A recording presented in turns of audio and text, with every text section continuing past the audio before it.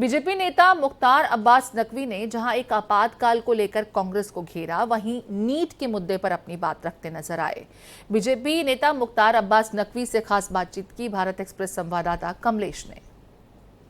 Congress party की chairperson Sonia Gandhi ने अखबार में एक बड़ा लेख लिखा है और मोदी सरकार पर करारा हमला किया। मेरे साथ मुख्तार अब्बास नकवी हैं जो बीजेपी वरिष्ठ नेता। सर, उन्होंने लेख लिखा है, कहा है कि सरकार की नैतिक हार हुई, राजनीतिक हार हुई। देखो, ये अहंकार के आंगन से नैतिकता का नगाड़ा अगर बजाने की कोई कोशिश कर रहा है तो उसको उस फैमिली फोटो फ्रेम के बारे में सोचना चाहिए जिसकी अहंकार, अराजकता और अलोकतांत्रिक गतिविधियों का देश गंवा रहा है।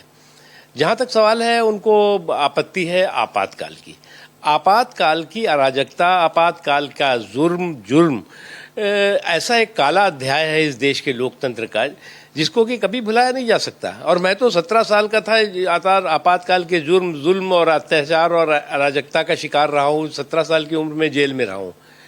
तो मैं तो चाहता हूँ कि ये जो भारत के पाठ्यक्रम है, जो आने वाली पीढ़ी है और जो वर्तमान पीढ़ी है, वो पढ़ सके कि इस तरह का जुल्म और जुर्म, जिस तरह का आतंकवाद और अराजकता का माहौल था। और ये इसलिए भी ज़रूरी है पढ़ना कि ताकि आने वाले कोई भी शासन या कोई भी शासक जो है वो अपने अहंकार में जो है वो देश के लोकतंत्र और देश के संविधान का अपहरण न कर सके। लेकिन वो कहते हैं कि पार्लियामेंट से बाहर मोदी जी बात करते हैं आम सहमति की, लेकिन पार्लियामेंट के अंदर कुछ दिखता नहीं। नीट को लेकर उन्होंने सवाल उठाया है कि वो जब आम सहमति थी बहस के लिए। इनको क्या गरूर हो गया है कि नंबर डबल होते ही वो डबल नंबरी हो गए हैं। अब अगर नंबर डबल हो करके वो डबल नंबरी गेम में लग जाएंगे तो उनको लगता है कि नंबर का गुरूर और नकारात्मक सुरूर में वो चकनाचूर रहेंगे, तो वो कभी भी जो है वो कंस्ट्रक्टिव डिबेट नहीं कर पाएंगे, बल्कि डिस्ट्रक्टिव डीइंग में लगे रहेंगे। मैं रमेश के साथ कमलेश सिंह, भारत एक्सप्रेस, दिल्ली।